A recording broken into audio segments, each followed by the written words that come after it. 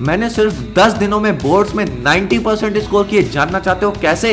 तो ये वीडियो पूरी देखना, अपने उस दोस्त को जरूर शेयर करो जो अभी भी फेल होने की कंडीशन में है।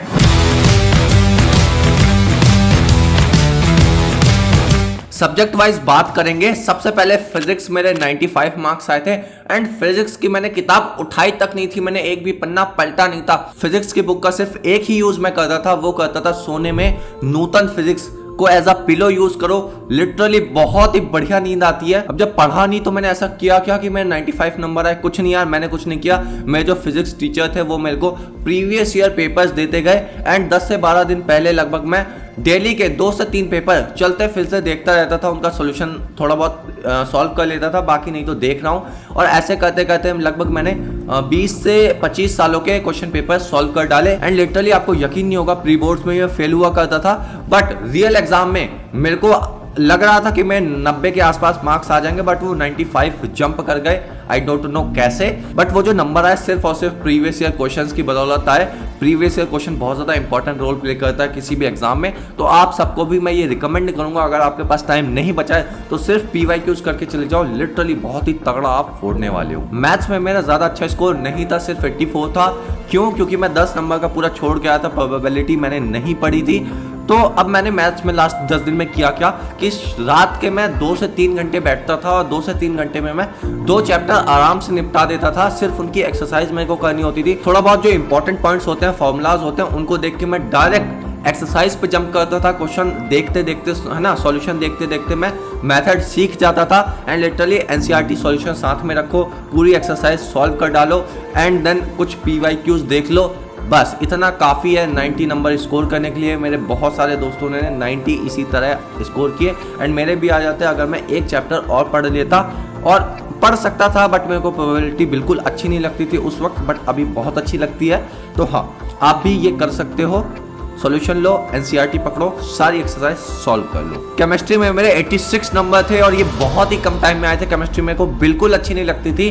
मैंने बहुत सारी चीज़ें उसमें रटने का एक ही मेथड था कि मैं उन चीज़ों को बार बार अपनी कॉपी में, कभी ब्लैक बोर्ड में लिख रहा था। ऑर्गेनिक मैंने पूरी रट के दी थी एंड लिटरली जो भी स्ट्रक्चर होता है सब मेरे को रटे हुए थे एंड रटने में ज़्यादा टाइम नहीं लगेगा। अगर आप लिख के प्रैक्टिस करोगे, एक चीज़ अगर आपने 4 बार लिख ली ना तो वो आपके दिमाग में बैठ जाएगी, आप उसको गलत कर ही नहीं सकते हो। साथ में मैं इनऑर्गेनिक वगैरह जो भी याद करने वाली चीज़ें थी वो मैं सुबह कर रहा था, तो मेरे को जल्दी जल्दी याद हो गया। सुबह के 2 से 2.5 घंटे देता था केमिस्ट्री को एंड 10 दिन में केमिस्ट्री मेरी कंप्लीट हो गई थी। जितनी भी रटने वाला पार्ट था, याद करने वाला पार्ट था। और बात रही फिजिकल की, तो फिजिकल ऑलमोस्ट मेरे को आती थी पहले से, बिकॉज ज़्यादा कुछ है नहीं उसमें, 2-4 चीज़ें हैं। और अगर आप फिजिक्स में अच्छे हो या आपकी क्वेश्चन सॉल्विंग अच्छी है तो आप उसको कर सकते हो बहुत आसान से। बाकी एक्सरसाइज एक बार देख लो NCERT की, केमिस्ट्री में, फिजिकल सॉर्टेड है। बात करते हैं इंग्लिश की। इंग्लिश में मेरे 92 नंबर थे, अपनी क्लास में हाईएस्ट नंबर थे। अब वो कैसे आए? मेरे को इंग्लिश बिल्कुल नहीं आती थी, मैं लिटरली फेल होता था। इंग्लिश मैम रोज कुछ ना कुछ सुनाती थी, बट उन्होंने एक बात किसी बच्चे को बोली थी कि जो एग्जामिनर है वो चैप्टर रिलेटेड वर्ड्स ढूंढता है। तो जो NCERT में कुछ स्पेशल वर्ड्स होते हैं ना, जो आपने अभी तक नहीं सुने थे, नॉर्मल जो बुक्स आती है उसमें वो नहीं होते, बट NCERT में बहुत अच्छे से वो लिखे रहते हैं। तो आपको उनको यूज़ करना है अपना आंसर लिखते वक्त। तो आप क्या करो, वेरी सिंपल, जो इंपॉर्टेंट वर्ड्स है, एक ऑल इन वन की बुक आती है, ठीक है, ऑल इन वन की बुक खरीद लो, बहुत अच्छी बुक है, उससे समरी पढ़ो, आपको एक स्टोरी पता लग जाएगी, है ना। जो पोयम है उसका क्या मीनिंग है वो आपको पता लग जाएगा। देन उसके बाद उन वर्ड्स को जो NCERT में दिए हुए हैं उनको आप अपने आंसर लिखने में यूज करो। थोड़ी बहुत प्रैक्टिस करोगे, कुछ क्वेश्चन के आंसर लिख के देखोगे, आपका ये चीज़ भी सॉर्ट हो जाएगा। बाकी जो राइटिंग वाला पार्ट है, ग्रामर वाला पार्ट है, तो वो आपके भरोसे, आप उसमें अच्छे हो कि नहीं उस पर डिपेंड करेगा। बाकी मेरे को तो यही लगता था ग्रामर वगैरह में कि हाँ यार इस सेंटेंस में ये अच्छा लग रहा है तो यही होगा, और मेरा वो सही हो जाता था। भगवान भरोसे था मैं इंग्लिश में, बट 92 आए तो आप भी ला सकते हो। बात करते हैं हिंदी की। हिंदी में मेरे 95 मार्क्स थे एंड लिटरली प्री बोर्ड्स में ये कंडीशन थी कि मैं 33 से 40 इसी के बीच में रहता था 100 मार्क्स में। अब ये कैसे सही हुआ? ये भी सिंपल मेथड था कि हिंदी में भी कुछ ऐसे वर्ड्स होते थे जो लिटरली NCERT में ही मिलेंगे आपको, तो आप उनको अपने आंसर लिखते वक्त यूज़ करो। यार मेरी मैडम थी बहुत सारे बच्चों से बोलती थी कि हाँ तू अच्छा करा, तू अच्छा करा। मेरे को कभी नहीं बोला, मेरे को हमेशा कहते तेरा क्या हो गया, 50 नंबर भी नहीं आ रहे तेरे, है ना। बट हाईएस्ट मेरा था हिंदी में भी।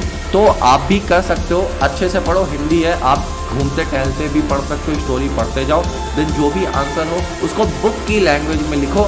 अगर एग्जामिनर को एक भी वर्ड बुक से रिलेटेड दिख गया ना तो वो पूरा आंसर पढ़ता भी नहीं है, वो ये समझता है कि हाँ भाई बच्चे ने पढ़ रखा है, इसको आता है, इसको चीज़ें पता है, पूरे में पूरे नंबर वो देता है। तो उम्मीद करता हूँ आपको ये चीज़ें समझ में आई होगी। एंड ये सारी चीज़ें मैंने सिर्फ 10 से 15 दिन के अंदर की थी, कोई ज़्यादा टाइम भी नहीं लिया था यार। मैंने पूरा जो 12th है ना सिर्फ और सिर्फ मस्ती में निकालना है, मोबाइल यूज़ करना, ठीक है। हॉस्टल में छुपा के रखना पड़ता था, तो कैसे छुपाओ, कैसे बचाओ, टीचर्स ना देख पाए, ठीक है। सारी क्लासेस बंक करना, इधर उधर घूमना, बाउंड्री फांद करके यार, है ना, कहीं शादी अटेंड करना, तो इन सब चीज़ों में निकाल दिया था। एंड मैंने लिटरली एक भी क्लास 12th क्लास की सीरियसली ज्वाइन नहीं की थी। सारे टीचर्स मेरे से परेशान थे, प्रिंसिपल सर के सामने रोज मैं खड़ा होता था किसी ना किसी कांड के चक्कर में। तो आप समझ ही सकते हो कितनी दर्दनाक स्थिति थी मेरी। बट फिर भी मैंने 90% स्कोर सिर्फ लास्ट के 10 से 12 दिन पहले पढ़ के स्कोर कर लिए। तो आपके लिए क्या ही है, आप टेलीग्राम ग्रुप ज्वाइन कर लो, कोई भी दिक्कत आए मेरे को बताना, मैं पर्सनली आपकी हेल्प करूंगा फ्री ऑफ कॉस्ट। बट मेरे को ला के दिखाओ, 90% सबके आ जाते हैं, आप भी लाओ ना जल्दी से।